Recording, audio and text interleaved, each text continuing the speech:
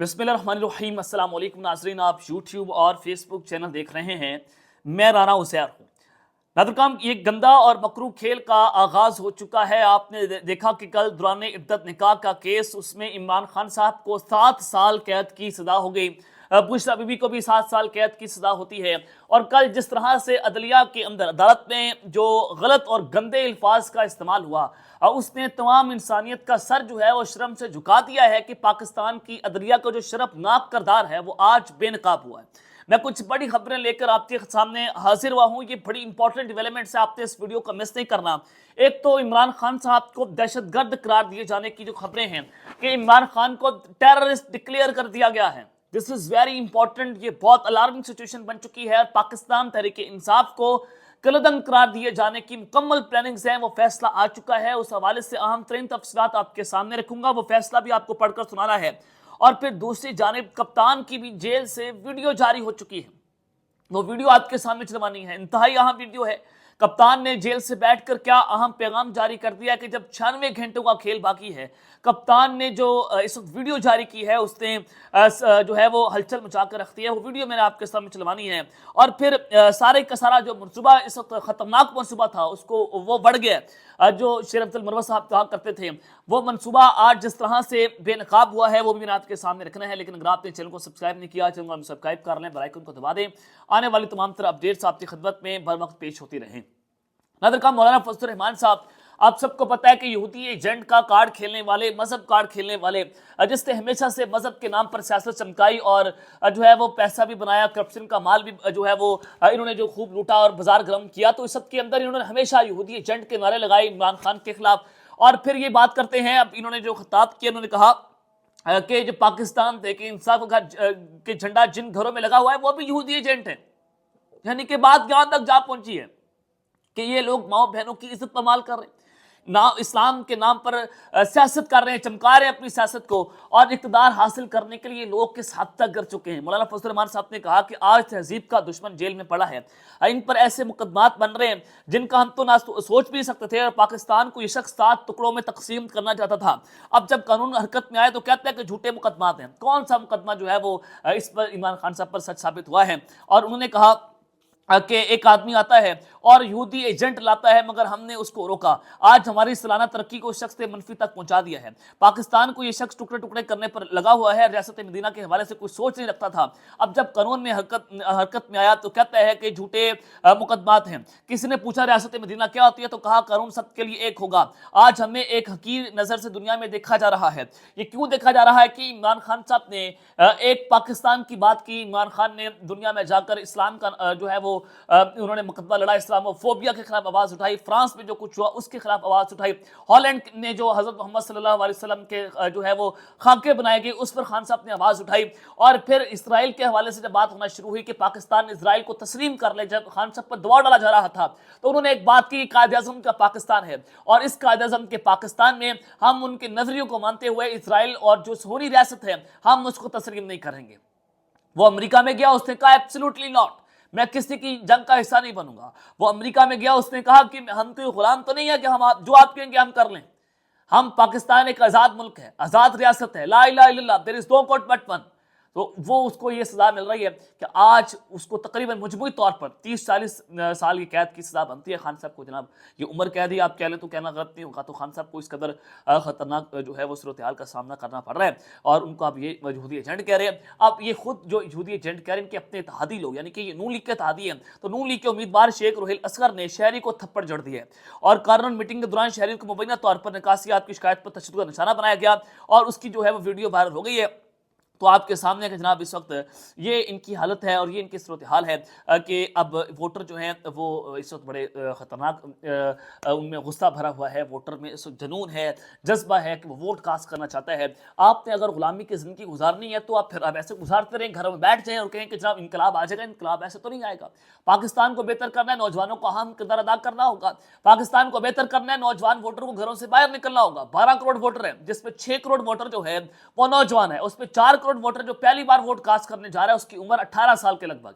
اب یہ 6 کروڑ ووٹر اگر گھروں سے باہر نکل جاتا ہے، یہ پاکستان کی قسمت آزمانا چاہتا ہے، اور جو اس کا نظریہ، چاہے وہ نون لیگ کا نظریہ ہو، چاہے وہ پاکستان دیکھ انصاف کا نظریہ ہو، چاہے وہ پیپلز پارٹی کا ہو، آپ جس مرضی نشان کے اوپر ووٹ دیں، لیکن ایٹ لیسٹ گھروں سے ووٹ کاسٹ کرنے ضرور نکلیں، پریشانی کا باعث ضرور بنیں، آپ پاکستان کے لیے آواز اٹھائیں، آپ اپنے ملک کے لیے آواز اٹھائیں، اپنی فوج کے لیے آواز اٹھائیں، کم از کم ووٹ ضرور کاسٹ کریں۔ اگر آپ یہ غلامی کی زنجیریں توڑیں گے تو ہی آپ جو ہے وہ آزاد حیثیت کے اندر جو ہے اپنے ملک میں رہ سکیں گے۔ اب یہ پاکستان جو ہے وہ خطرناک دورائے سے گزر رہا ہے، لیکن جناب اس سب کے اندر یہ سارے کا سارا منصوبہ اس وقت بڑھ گیا۔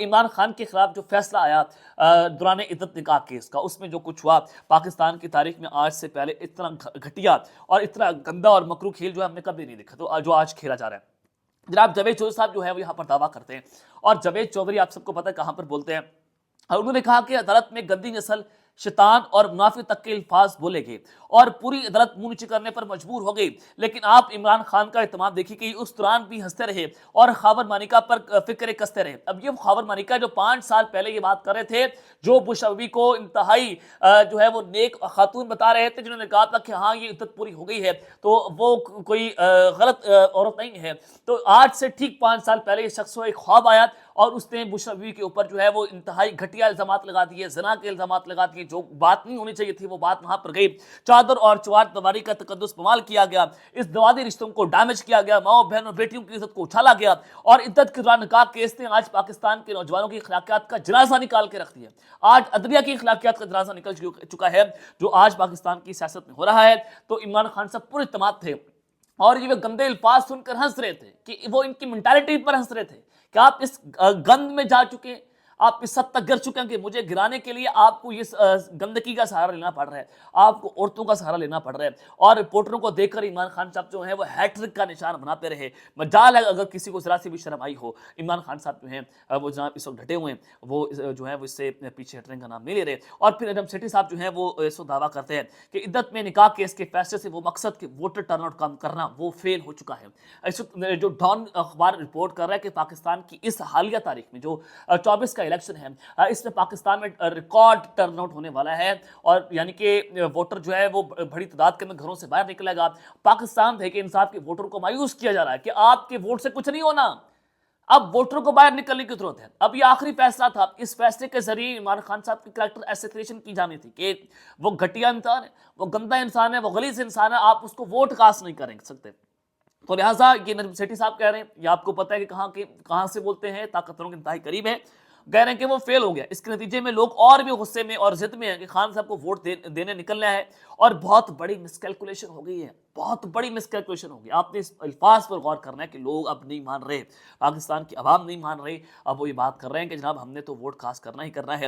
اور پھر دوسری جانب اس وقت جو کھیل انتہائی خطرناک ہوتا چلا جا رہا ہے، جناب عمران خان صاحب جو ہیں وہ دہشت گرد قرار دیے جا چکے ہیں، پاکستان تحریک انصاف کو جو ہے وہ اس کو قلعدم قرار دیا جانا ہے۔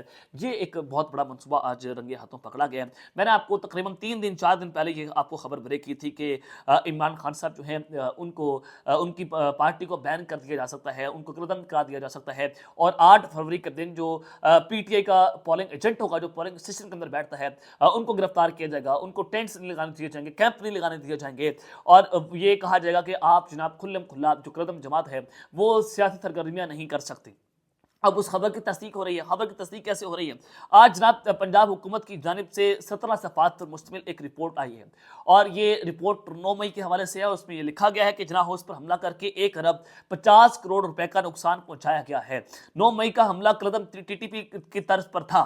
9 مئی کا حملہ قلعدم ٹی ٹی پی کی طرز پر تھا کہ عمران خان کو، ان کی پارٹی کو ٹی ٹی پی سے ملا دیا گیا ہے۔ اب آپ ڈاٹ سے ڈاٹ کنیکٹ کریں اور اندازہ لگائیں کہ پی ٹی آئی بھی اب قلعدم پی ٹی آئی بن جائے گی، ٹی ٹی پی بنے گی، ان کو جناب ایک ٹیررسٹ جماعت ڈکلیئر کر دیا جائے گا، ان کے لیڈر کو، عمران خان کو ٹیررسٹ لیڈر ڈکلیئر کر دیا جائے گا، اور اب ہمیشہ کے لیے پتہ صاف کیا جائے گا۔ اب اس کی وجہ آپ کے سامنے ہے کہ عمران خان صاحب کو بار بار کہا جا رہا ہے کہ آپ 3 سال کے لیے سیاست سے دور ہو جائیں، آپ جناب گھر بیٹھ جائیں، بنگارہ جائیں، ہم آپ کے کیسز کو بھی معاف کر دیں گے، آپ کو جیل سے بھی رہا کر دیں گے، لیکن عمران خان نے وہ ڈیل کرنے سے انکار کر دیا ہے۔ تو اب اس کے مقصد میں اب ان کے لیے خطرناک چیزیں آپ دیکھیں گے کہ ان کی جماعت کو قلعدم کر دیا جائے گا، ان کو ٹیررسٹ ڈکلیئر کر دیا جائے گا، ان کو مزید سزائیں دی جائیں گی جی ایچ کیو حملہ کیس میں اور دیگر کیسز کے اندر۔ 9 مئی جو ہے وہ انتہائی خطرناک کھیل تھا، انتہائی مکروہ کھیل تھا۔ ہر پاکستان اس کی مذمت کرتا ہے، ہر محب وطن پاکستانی یہ بات کرتا ہے کہ ہمارے ادارے ہیں، آپ ان پر حملہ نہیں کر سکتے تھے۔ پاکستان کی بہادر فوج، ہماری ایجنسیز، ہم ان کے ساتھ کھڑے ہیں، ہم اس حملے کی مذمت کرتے ہیں، لیکن اس حملے کی تحقیقات ہونا بھی ضروری ہے۔ یہ پتہ چلنا چاہیے کہ اس حملے کے پیچھے اصل ماسٹر مائنڈ کون تھا، اس حملے کا اصل منصوبہ ساز کون تھا، کروایا کس نے، کیا کس نے، کون اس کے پیچھے تھا، کیا اس کے مقاصد تھے، اس کے اوپر تحقیقات ہونا جناب اس وقت بہت ضروری بن چکی ہیں۔ لیکن اس سے یہی واضح ہو رہا ہے کہ آئندہ آنے والے دن جو ہے پاکستان تحریک انصاف کے لیے انتہائی خطرناک ہو سکتے ہیں۔ اب جناب عمران خان صاحب جو ہیں ان کی ایک ویڈیو آئی ہے اور یہ ویڈیو انتہائی اہم ہے، اور کپتان کی جو جیل سے ویڈیو جاری ہوئی ہے اس نے جو ہے وہ ہلا کر تو رکھ دی ہے۔ جناب خان صاحب جو ہیں وہ بار بار کہہ رہے ہیں کہ آخری 3 دن آپ نے اپنے رشتہ داروں، اپنے ہمسایوں کو بات بتانی ہے، بتانا ہے کہ ووٹ کیسے کاسٹ کرنا ہے، ان کو انتخابی نشان کے حوالے سے گائیڈ کرنا ہے تاکہ لوگ جو ہیں وہ ایکوریٹ انتخابی نشان پر جا کر ووٹ کاسٹ کر سکیں، کیونکہ پاکستان تحریک انصاف کے پاس بلے کا نشان تو موجود نہیں ہے۔ تو اگر آپ انتظار کر رہے ہیں کہ 7 فروری کو 8 فروری کو جا کر آپ انتخابی نشان دیکھیں گے تو ہو سکتا ہے کہ اس دن جو ہے وہ انٹرنیٹ کی سروسز کو معطل کر دیا جائے تاکہ ووٹرز کا ٹرن آؤٹ کم ہو سکے۔ تو آپ ابھی سے تیار رہیں کہ آپ نے کس انتخابی نشان کو ووٹ کاسٹ کرنا ہے۔ تو خان صاحب کی آپ ویڈیو دیکھ لیں، پھر ہم انشاءاللہ بات کرتے ہیں۔ بسم اللہ الرحمن الرحیم، ایاک نعبد و ایاک نستعین۔ میرے پاکستانیوں، اگلے 3 دن آپ نے اپنے خاندان اور محلے کے لوگوں تک میرے امیدواروں کے نام اور انتخابی نشان پہنچانے کی ذمہ داری لینی ہے۔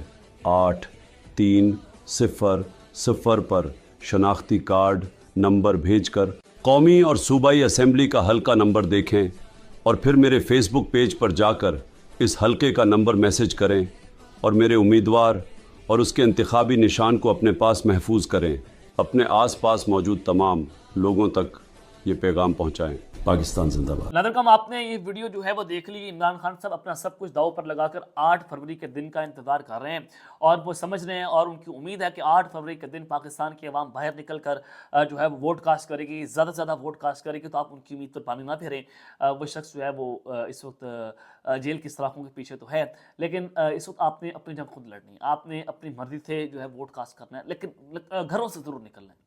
آپ گھروں سے ضرور نکلیں، اپنے حق کے لیے نکلیں، اپنے حق کے لیے آواز بھی اٹھائیں، جس کو چاہیں ووٹ ڈالیں، لیکن ووٹ کاسٹ ضرور کریں۔ اب تک لیتے ہیں، اپنا خیال رکھیے گا، اور اس خیر لانے کے بعد پاکستان زندہ باد۔